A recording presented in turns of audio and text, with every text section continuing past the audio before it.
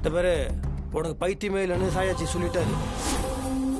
அதுக்கப்புறம் இந்த லேகியமா அது என்ன கஷாயம், அது என்ன கன்றாவி, அது எந்த விதமான மூலிகையும் கிடையாது, சாதாரண கீரைன்னு சொல்லிட்டாங்க.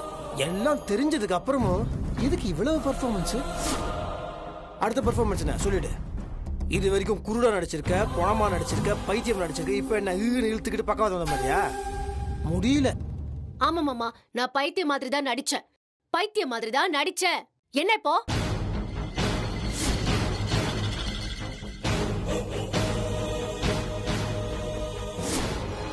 இன்னும் அந்த வானத்தை வில்லா வளைச்சு கீழே கொண்டு வரணும்னு சொன்னாலும் அதையும் நான் பண்ணிருப்பேன். இல்ல இந்த பூமியை கொண்டு போய் வானத்துல வைக்கணும்னு சொல்லியிருந்தாலும் அதையும் நான் செஞ்சிருப்பேன். ஏன் அந்த நிலா நட்சத்திரம் எல்லாத்தையும் அள்ளி கொண்டு வந்து உங்க கையில தரணும்னாலும் அதையும் நான் செஞ்சிருப்பேன். ஆன் த ஹோல் நான் ஜெயிக்கணும், நான் ஜெயிக்கணும், நான் ஜெயிக்கணும். எனக்கு எந்த வகையிலும் தகுதி இல்லாத இந்த வெண்ணிலா என்ன ஜெயிச்சு நிக்கிறா. நான் இருக்க வேண்டிய இடம் இது, நான் ஜெயிச்சு நின்னு இருக்கணும். முட்டாள் முட்டாள், வாழ்க்கைனா வாழணும். அதை விட்டுட்டு என்னமோ பாக்ஸிங் காம்படிஷன் மாதிரி ஜெயிக்கணும் ஜெயிக்கணும் கத்திட்டு இருக்க. போட்டியா இது? ஆமா, எனக்கு போட்டிதான். இந்த ஸ்வேதாங்கிறவ, இந்த ஸ்வேதாங்கிற பேரு ஜெயிக்கிறதுக்கு பிறந்ததா மட்டுமே இருக்கணும். எனக்கு தோத்து போக பிடிக்காது. நான் கொடியேத்துற விஷயத்திலையும் நான் ஜெயிச்சு கொடியேத்தணும். இதுதான் உனக்கும் அவளுக்கு வித்தியாசம். அவ வாழ்க்கைய வாழணும்னு நினைக்கிறா, நீ ஜெயிக்கணும்னு மட்டும்தான் நினைக்கிற. எவ்வளவு சொன்னாலும் மரம் மண்டைக்கு எட்டவே எட்டாதா? ஆள் மட்டும் வளர்ந்தா பத்தாது, அறிவும் வளரணும். இப்ப மட்டும் இல்ல, இனிமேலும் நடிப்பேன். ஏன்னா நீங்க என் புருஷன். உங்களை அடையறதுக்காக நான் நடத்திக்கிட்டு இருக்கிற போராட்டம் இது. அது நடிப்புன்னு உங்களுக்கு தோணுச்சுன்னா காலம் முழுக்க, ஏன் கிழவி ஆகுற வரைக்கும் நான் நடிப்பேன். நடி. நான் நினைச்சதை அடையிற வரைக்கும், நான் ஜெயிக்கிற வரைக்கும் நான் தொடர்ந்து நடிச்சுக்கிட்டே தான் இருப்பேன். என்ன பண்ண போறீங்க?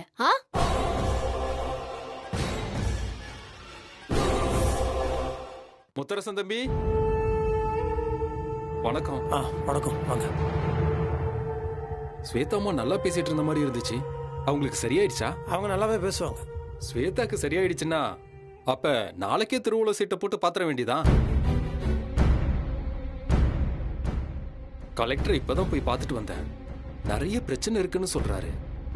உங்க விஷயத்துல முடிவு எடுக்கலான்னா இந்த கொடியேத்துற உரிமைய உங்க குடும்பத்தில இருந்து ரத்து பண்ணணும்ன்ற அளவுக்கு பேசுறாரு. அதை கேட்டதுல இருந்து மனசுக்கு ரொம்ப கஷ்டமாயிருச்சு. அதை பத்தி பேசுறதுக்காக தான் நான் இங்க வந்தேன். இங்க பாருங்க, இவ்வளவு நாள் நீங்க பரம்பரை பரம்பரையா பண்ண புண்ணியம்தான் ஸ்வேதா அம்மாவை குணமாக்கியிருக்கு. நாளைக்கு திருவுள சீட்டு போட்டு யார் பேர் வருதோ அவங்க கொடியேத்துற மாதிரி பண்ணிடுவோம். அப்புறம் தம்பி, வெண்ணிலா பேர் வந்தா ஸ்வேதா தகராறு பண்ணக்கூடாது, ஸ்வேதா பேர் வந்தா வெண்ணிலா தகராறு பண்ணக்கூடாது. அதே மாதிரி யார் பேர் வந்தாலும் நீங்க பிரச்சனை பண்ணக்கூடாது தம்பி. ஆக மொத்தத்துல திருவிழா நல்லபடியா நடக்கணும், இந்த ஊரு நல்லபடியா இருக்கணும். ஒரு பிரச்சனையும் வராது, நான் பாத்துக்கிறேன். சரி தம்பி, அதான் நான் சொல்ல வந்தது. சரி, பாத்துக்கோங்க. அப்ப நான் கிளம்பட்டுமா? நல்லது, வர்றேன்.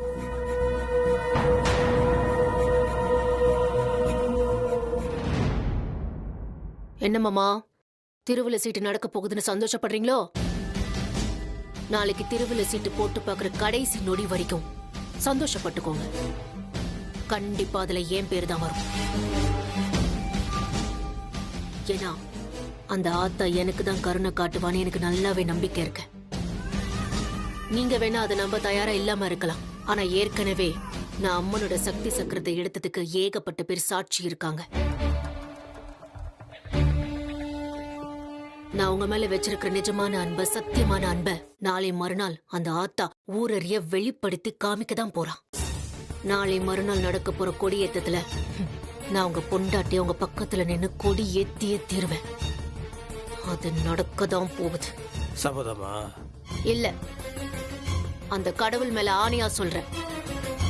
நான் வச்சிருக்கிற அன்பு மேல நம்பிக்கையில சொல்றேன். அது நடக்கும்.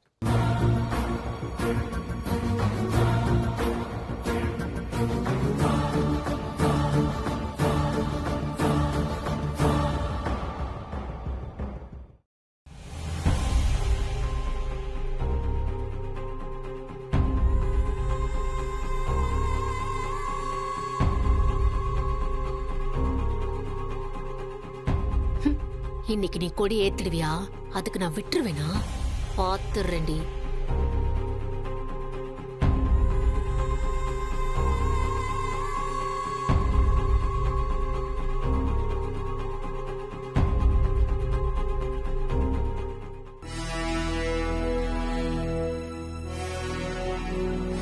கலெக்டர் வந்துட்டாரு.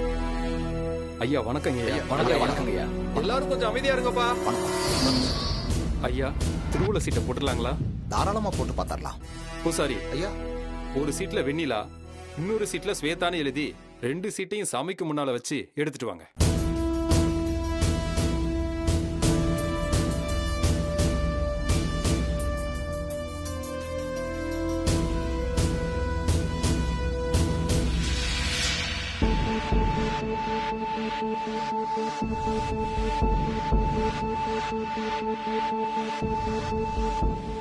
இங்க பார், உன்னை நான் உயிரோட விடணும்னா 2 சீட்லயும் ஸ்வேதான்னு எழுது.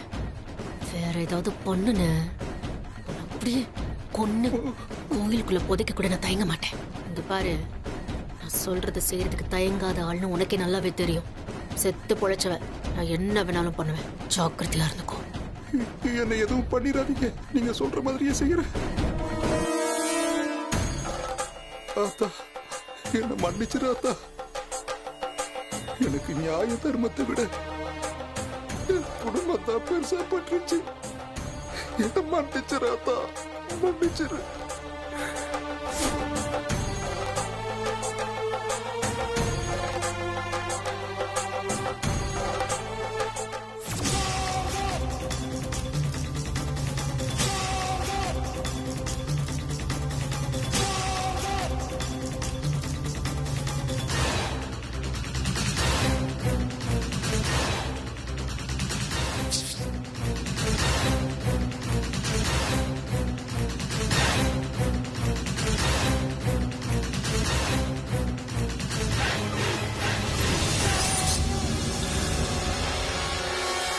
என்ன பூசாரி எழுதியாச்சா?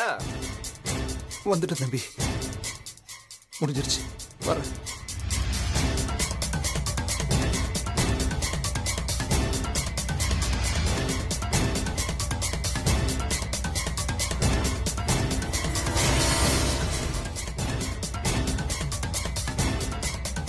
ஐயா, இந்தாங்க ஐயா திருவிழா சீட்டு.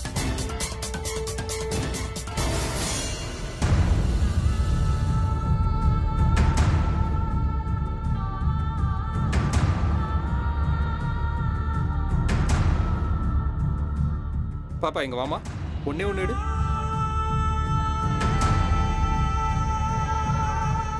கலெக்டர் ஐயாட்ட கொடு.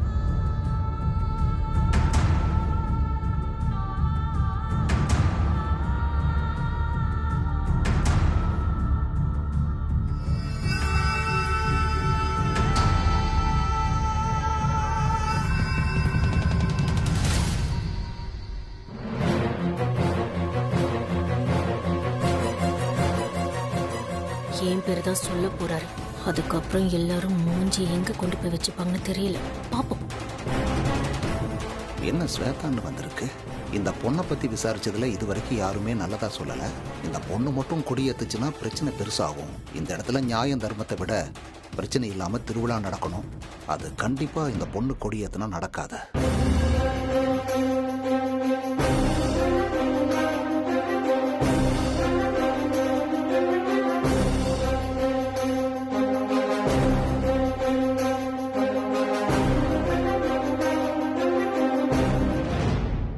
வெண்ணிலாவோட பேர் வந்திருக்கு.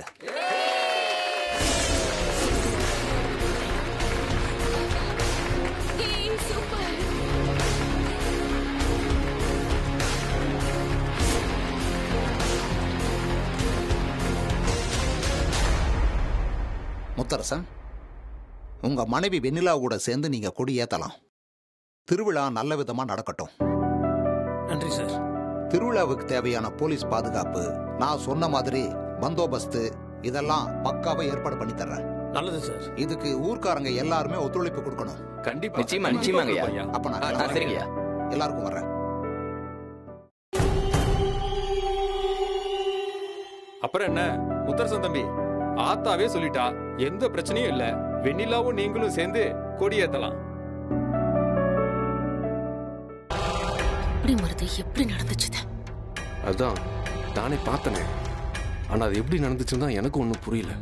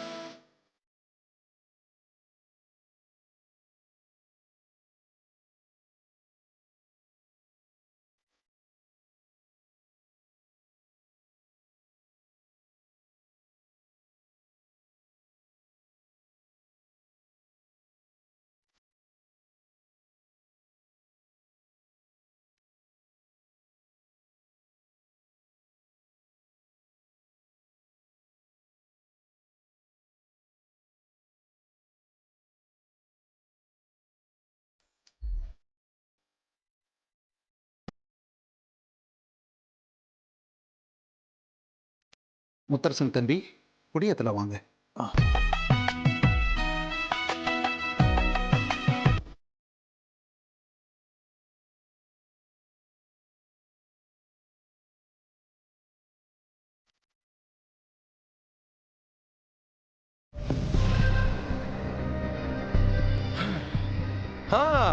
யாரோ வானத்தையே வளைச்சு வில்லாக்கு வேணாங்க. அவங்களால இப்ப கொடிய கூட ஏத்த முடியல. இன்னும் கொஞ்ச நேரத்துல கொடி பறக்க போகுது. பாருங்க பாருங்க, இனிமே பார்க்க மட்டும்தான் முடியும். இவன் வேற.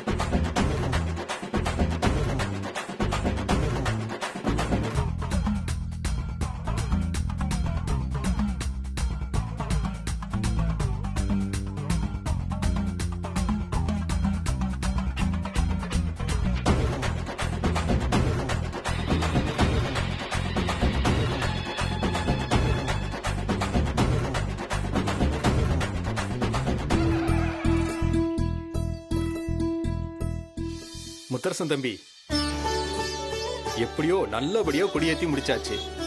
இன்னையிலிருந்து 10வது நாள் தேர் திருவிழா.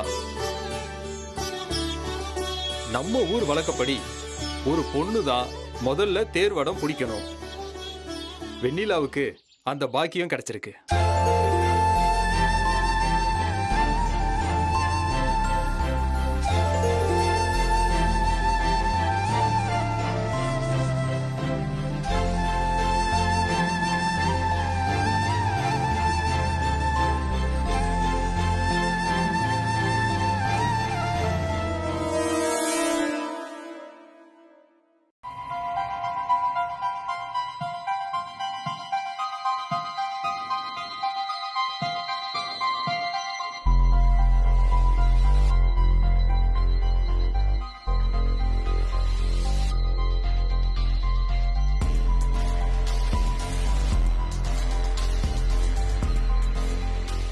நாம எல்லாரும் நிக்கிறோம், அவ்வளவு நக்கல உட்கார்ந்துருக்கா பாத்தியா?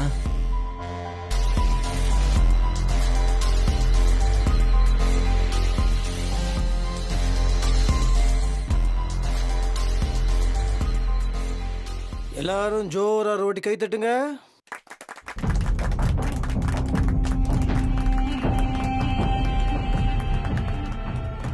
என்ன ஒரு நடிப்பு, என்ன ஒரு பெர்ஃபார்மன்ஸ், அடேங்க அப்பா. தத்ரூபமா பைத்தியம் மாதிரியே நீ நடிச்சேன்னு சொல்ற விட பைத்தியமாவே வாழ்ந்த.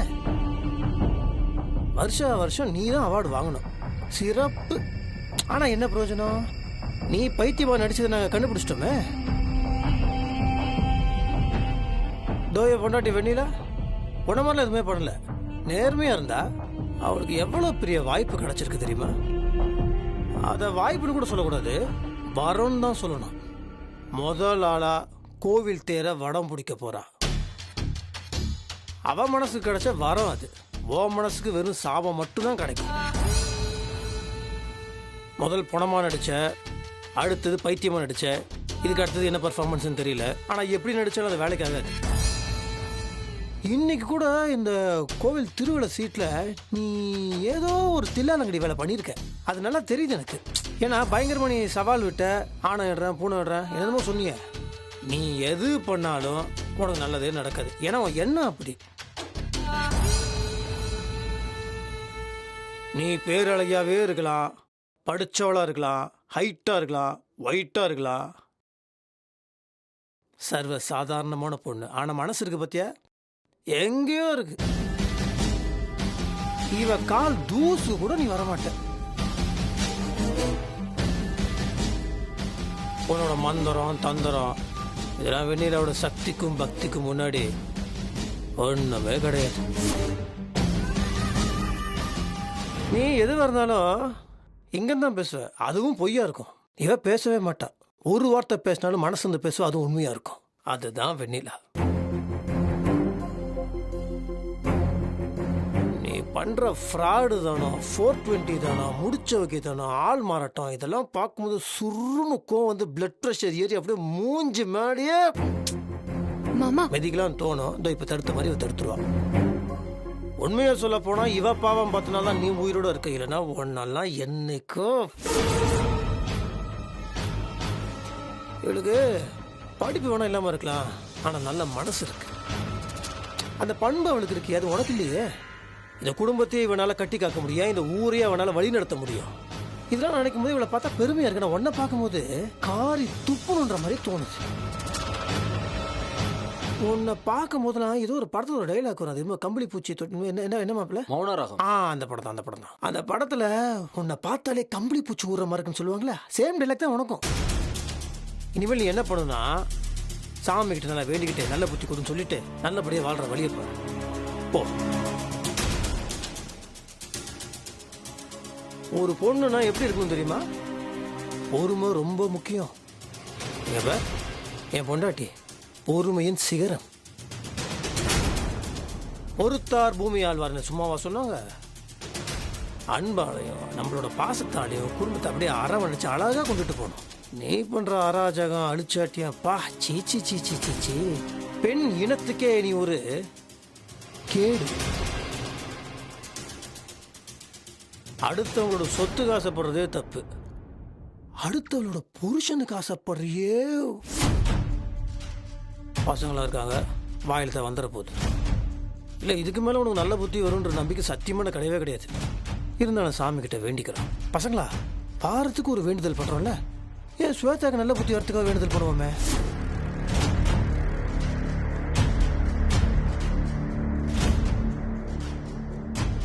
அண்ணா, நீங்க இவ்வளவு தூரம் சொன்னதுக்கு அப்புறமும் எவ்வளவு நக்கலா உட்கார்ந்துருக்கா பாத்தீங்களா? நீ என்னடா சொல்றது, நான் செய்யறதாண்டா செய்வேன்னு சொல்ற மாதிரி இருக்கு. மைண்ட் வாய்ஸ் எனக்கே கேக்குது. ஓ அவ்வளவு நக்கலா? ஐயோ, உனக்கு சொல்ற விதத்துல சொல்லியாச்சு. நீ இதே மாதிரிதான் இருப்பேன்னு வச்சுக்கோயேன், அப்புறம் ஒண்ணும் பண்ண முடியாது. ஏற்கனவே நீ பணமா நடிச்சு என்கிட்ட தாலி வாங்கிக்கிட்ட. அது என்ன படாது, பாபன சிவத்துல பணம் காண போகும் தெரியுமா? அதே மாதிரி உனக்கு காணாம படமா ஆக்கிடுவேன். நீ மைண்ட் வாய்ஸ்ல பேசிட்டாரு, நாம போன வாங்க.